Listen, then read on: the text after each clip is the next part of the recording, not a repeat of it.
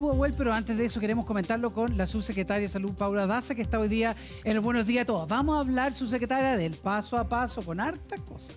Pero con carrete así se podrá. Secretaria, voy a correr mi mesita para acá al lado, porque quiero mostrarle el carrete que fueron detenidas 19 personas. Miren lo que estamos viendo acá en pantalla y ahí en pantalla también.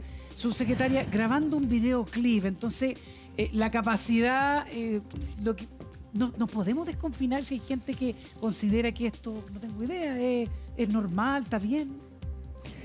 Bueno, la verdad que es gravísimo esa situación. Yo vi efectivamente en el día de ayer y vi al subsecretario Gali también haciendo declaraciones muy duras con respecto a esto, porque esto son de las cosas que están absolutamente prohibidas.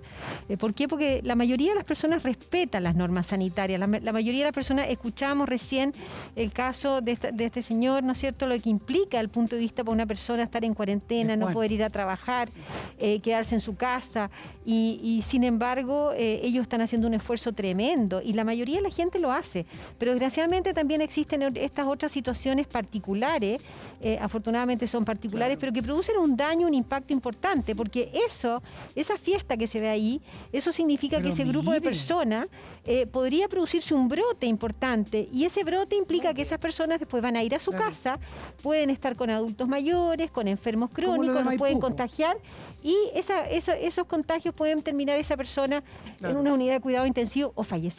Sí. A esta hora también estamos con el doctor Ugarte, que está en el Buenos Días a Todos. Doctor, gusto verlo.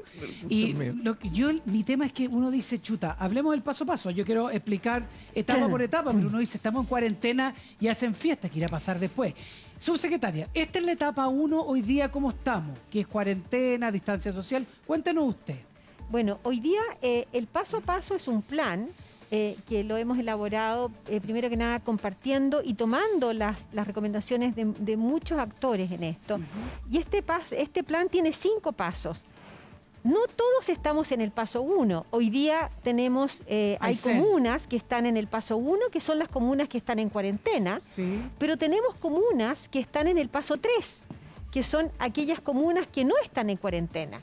Hoy día tenemos 65 comunas a nivel del país que efectivamente están en cuarentena, que las sabemos, pero también hay comunas que están sin cuarentena, que son más de 250 comunas, y ellos están ya en el paso 3, y hay algunas comunas, que son 22, que son las regiones de Aysén y Los Ríos, que ya estarían en el paso 4. Por lo tanto, en nuestro país, y que es un país largo, que el virus se ha comportado de una manera diferente a lo largo de todo el país, las diferentes regiones, las diferentes comunas están en diferentes etapas. Y eso es lo importante de este paso, que cada una de las comunas sepa desde ya en qué paso está. Yo estaba recién hablando con el alcalde de Pica y muy preocupado me llamó y me dicen, uy, yo ya avancé al paso 3. Lo que pasa es que su comuna es una comuna que no está en cuarentena, por lo tanto está en el paso 3. Ya está, y no hay ningún problema. Sí, es que por lo mismo, vamos paso a paso, porque como usted bien dice, concentrémonos, por ejemplo, en las 65 comunas que sí están en cuarentena. ¿Qué tiene que pasar para que avancen al paso 2? Bueno, efectivamente, las 65 comunas que están en cuarentena están con las 22 restricciones que están todas las comunas del país, más la prohibición de movilidad. Para que esas comunas avancen al paso 2, tienen que cumplir una serie de criterios que son criterios sanitarios. Son criterios de decir, el número de casos ha ido disminuyendo en un periodo determinado, tenemos una positividad de los casos que también es baja y que ha ido disminuyendo en un periodo determinado, porque la positividad determina cuánto hay circulación viral. Hay otro parámetro que lo que nosotros llamamos es la reproducción del virus, es decir, el RE, cuán contagioso está el virus. ¿Qué significa este valor? Este tiene que ser menor de 1, porque cuando una persona contagia a varios, 2, 3, significa que eso es mucho. ¿Sí? ¿Qué significa? Expliquémoslo más en fácil, porque ya no habla del R0, entonces puede que no se esté entendiendo también de la positividad. Entonces, específicamente, porque cuando se habla han bajado, ¿cuánto tienen que bajar? Porque, por ejemplo, hay algunas comunas del sector oriente que han bajado mucho los niveles de contagio. Entonces, ¿qué tiene que pasar para que se avance al 2? Bien en fácil, por favor. Bien en fácil. El número de casos tiene que disminuir en las últimas 2 semanas. tiene que haber una tasa de positividad que decimos que el número de casos positivos en relación al total de exámenes tiene que ser menor a 15%. Tiene que haber una trazabilidad, significa el porcentaje de casos que nosotros investigamos tiene que ser al mayor del 80%, y los casos tienen que venir al menos un 60% de los contactos estrechos. ¿Ya? ¿Y qué cambia ahí? ¿Qué puedo hacer? ¿Qué puedo hacer yo en el paso 2 que no podía hacer en el paso 1? Teniendo esos criterios, que uno dice, bueno, estos números están buenos para estas comunas, la verdad que podríamos dar un paso más, podemos avanzar, tiene que ser de paulatino y progresivo. Lo primero es el paso 2, que se llama el paso de transición. Las personas van a poder salir, se va a sacar la cuarentena. Ya no hay comisaría virtual. Ya no hay salvo para los sábados y domingos y pero ahí festivos. explíquenos ya. Entonces, de lunes a viernes, sin permiso, pero sábado y domingo seguimos en cuarentena. Así es, se saca la cuarentena de lunes a viernes, sábado y domingo sí festivos. Las personas que quieren salir tienen que ir a comisaría virtual y poder salir. ¿Y por qué? Porque como lo hemos visto en estas situaciones, es los días donde hay más conglomeración de personas, las personas tienden a salir, las personas tienden a ir a hacer las compras, hay más conglomeración en esos días, por lo tanto tenemos que disminuir esa posibilidad de contagio en esos días. Y también hay otro parámetro que es importante, que se prohíbe los eventos sociales de más de 10 personas. ¿Ya? De más de 10. ¿Ya? Efectivamente, ¿por qué? Porque sabemos que las personas cuando se saca la cuarentena tienden a juntarse en reuniones familiares, en reuniones sociales. Entonces el objetivo de esto es disminuir al máximo la posibilidad de que las personas puedan contagiarse. O sea, paso 2, el almuerzo el domingo, puedo hacerlo. Lo puede hacer con un máximo de personas. Por eso, el almuerzo domingo, 10 personas. Así es. No la fiestonga de cumpleaños. Ahora, esto tiene que ir en paralelo con o lo que nosotros llamamos un fortalecimiento de los protocolos de mitigación.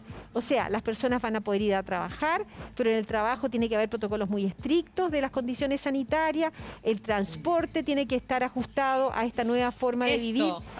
¿Cómo? Para que lo especifique, porque esa parte nosotros, ahí que está el doctor Ugarte también, que puede agregar, doctor, lo que usted quiera, porque cuánto hemos hablado aquí en el programa que el transporte público es un foco de contagio muy importante y obviamente nos da miedo el rebrote.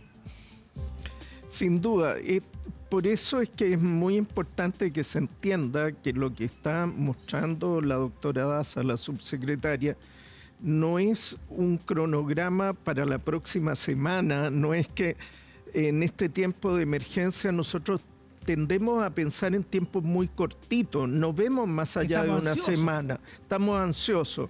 Esto es definir algunos criterios con los cuales en forma explícita y conocida se pueda avanzar o retroceder, según sea el caso, en las diferentes comunas, dado que el país tiene diferentes situaciones en todo el país.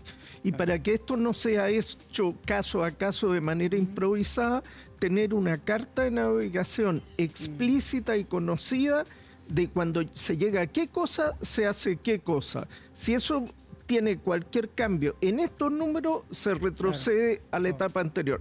Todo esto es lo que está explicando muy bien la doctora Daza. El tema del transporte, cuándo vuelven los niños a clase, los centros comerciales, todo eso se lo queremos preguntar, ministra. El comercio, ¿cuándo va a abrir? A la vuelta de la pausa, seguimos hablando del paso a paso con la subsecretaria. Ministra, le dije subsecretaria de Salud. Ve, le subí el rango. Volvemos al tiro. Y seguimos con la subsecretaria de Salud, Paula Daza. Tenemos que hacer una corrección, porque hablamos recién de la etapa 2, de los almuerzos familiares hasta 10 personas, pero no se puede porque estaríamos en cuarentena el fin de semana. O sea, no sé, los fines de semana las personas van a estar en cuarentena en los días de los sábados y domingos y festivos. O sea, no se pueden hacer almuerzos familiares, no se puede salir. O sea, igual que la cuarentena, pero fines de semana y festivos. ¿Y en qué etapa empieza a abrir, por ejemplo, no sé, los locales comerciales, comercio, etcétera? El mall, por ejemplo. Bueno, en general hay distintas actividades comerciales que nosotros vamos viendo cuáles son aquellas que tienen menor riesgo a las que tienen más riesgo. En cuarentena solamente actividades esenciales, como sabemos que la farmacia y eso. Etapa 2, que es la etapa de transición, de lunes a viernes pueden abrir aquellos comercios menores que no están prohibidos. Puede abrir una peluquería, ¿no es cierto? Puede abrir una librería, esos comercios menores pueden abrir. ¿Cuáles comercios no pueden abrir? Son aquellos que están prohibidos en estas 22 restricciones, que son los restaurantes, los cafés, los pubs, no pueden abrir en la etapa 2, que es la transición. Y la multitienda, por ejemplo, o un local, una librería que está dentro de un mall en la etapa 2, ¿no hay ninguna opción de que abra? Hoy día, la verdad que todo lo que son actividades comerciales de los malls y eso, hoy día están cerrados por los propios dueños de los malls. Así en la etapa 3, ¿cómo vamos? En etapa 3, que son, para entender que es la etapa que está en preparación, que son todas aquellas comunas que hoy día no están en cuarentena, que están prohibidas las 22 restricciones que conocemos, que son el uso de mascarilla, la prohibición de trasladarse a segunda vivienda, pero también el café, también los restaurantes, los cines están prohibidos, pero están permitidos todas las otras actividades que son comerciales, la peluquería, la tienda que vende algunos otros artículos. Pregunta, hasta los mayores de 75 años, hasta esta etapa 3, ¿siguen estando confinados? ¿No pueden salir? En este momento todavía, en estas 22 restricciones, las personas mayores de 75 años están en cuarentena, también y por supuesto que también las personas que son casos confirmados y sospechosos. Antes de seguir, quiero decirles que toda esta información está en la página del gobierno, de gov.cl, está todo el detalle de cada una de esta información, y además hay una guía de autocuidado que es importante que la conozcan, porque ahí sale cómo cuidarse si yo estoy en mi casa, cómo me cuido si voy a salir, en el transporte, en el teletrabajo, cómo tengo que empezar a vivir en este modo COVID cuando esté y me toque en la etapa de transición, la etapa de preparación y también ir avanzando. Claro. Vivir en modo COVID, que va a ser durante mucho tiempo. Subsecretaria, representando a todas las mamás, ¿cuándo entrarán a clases de vuelta? Pucha, yo sé que ha sido durísimo para los niños, para los papás, sobre todo porque efectivamente están los niños en la casa. Bueno, es un trabajo que estamos haciendo con el Ministerio de Educación. ¿Por qué? Porque efectivamente tenemos que ir viendo cuál es la etapa que va a poder los niños volver a clase. Y más que nada en la etapa, es importante definir la etapa. En la transición no va a ser posible, probablemente en algunas comunas en la etapa de preparación. ¿Por qué? Porque hay comunas en regiones que están en esta etapa, que el número de casos es bajo, que lo hemos hecho en algunas comunas, por ejemplo, ya se sabe en algunas comunas en Aysén, en Isla Pascua, pero efectivamente es un trabajo que estamos haciendo con educación para ver cuál es la mejor forma. ¿En cuál correspondería de las 5 etapas? ¿En cuál de las fases correspondería que vuelvan? A ver, con respecto a las etapas, más que nada es importante definir que ya podrían volver en la etapa de apertura inicial, y algunas comunas particulares que podrían estar en la etapa de preparación, o sea, comunas que hoy día no están en cuarentena, que tienen un número de casos muy bajo, que hay una trazabilidad muy buena, o sea, situaciones muy particulares en algunas comunas que podrían estar en esta etapa. Por ejemplo, sectores rurales donde la escuela no hayan tantos niños y se puede mantener la distancia, podrían volver en esta etapa 3. Así es, así es. Y en la 4, doctora Daza, ¿ya estamos hablando de los colegios abiertos? Estamos hablando de la etapa 4, que hoy día es lo que está en las regiones de Aysén y las regiones de Los Ríos, que llevan varias semanas con muy pocos casos positivos, también tienen muy poquitos casos. En ese periodo hoy día ya pueden funcionar algunas actividades, y en esa etapa también se podría en algunas comunas particulares volver la actividad del colegio, y esto siempre es muy importante decirlo, en concordancia con los alcaldes, porque hay que recordar que ellos tienen un rol fundamental en el avance de cada una de estas etapas, porque hay que preparar la comuna, hay que preparar a la ciudadanía, hay que educar. O sea, tenemos que en cada una de estas comunas, uno si va avanzando o va retrocediendo, conversarlo con las autoridades locales, porque son ellos los que están en su comuna, en su región, y son ellos los gestionadores de los colegios, por ejemplo. Por lo tanto, aquí la conversación con las autoridades locales, con los directores de los colegios, es fundamental. Doctor Ugarte estaba levantando el dedito. Sí, para hacerle una consulta a la doctora, porque algunos de los indicadores que se van a usar para avanzar o para retroceder va a ser el porcentaje de positividad de los testeos. Hay otros que es de acuerdo al número de casos por 100.000 habitantes, etc.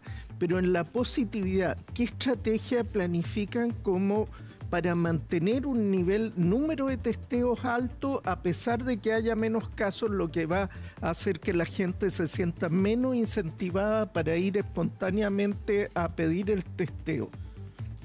Súper buena pregunta, y en eso es un tema muy relevante, porque ¿qué es lo que vimos nosotros?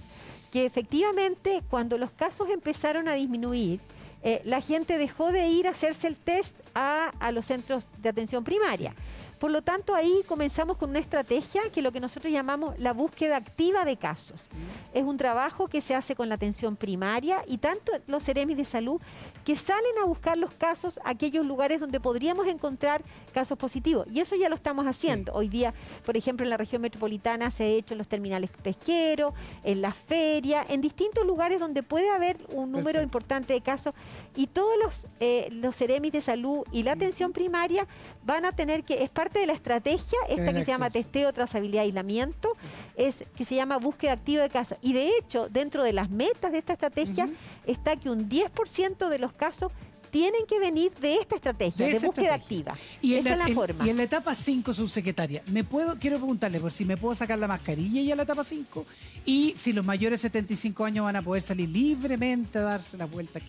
Bueno, la verdad que nosotros vemos que en la etapa 5 vamos a tener que seguir usando las medidas de prevención durante mucho tiempo, mientras no tengamos una vacuna disponible, efectiva, que aseguremos a la población que la posibilidad de contagio es bajo. Por lo tanto, las medidas preventivas básicas, que son el uso de mascarilla, el lavado de manos, el distanciamiento físico, veo que ustedes aquí tienen una mica, que es estupendo, son todas medidas que vamos a tener que mantener durante mucho tiempo. Y los adultos mayores probablemente en esa etapa ya van a poder salir a caminar, a pasear, vamos a poder tener más libertades, pero también hay que decir siempre que la mayor libertad implica mayor riesgo. Por lo tanto, tenemos que ser tremendamente rigurosos en estas medidas que dijo el doctor Ugarte, que es ir a testear y siempre estar buscando aquellos casos que no estamos encontrando. Subsecretaria, su periodista dice que se tiene que ir al Palacio de la Moneda ahora, así que tenemos que despedirla, subsecretaria. Muchas gracias por estar con nosotros. Muchas gracias, pero precisamente lo que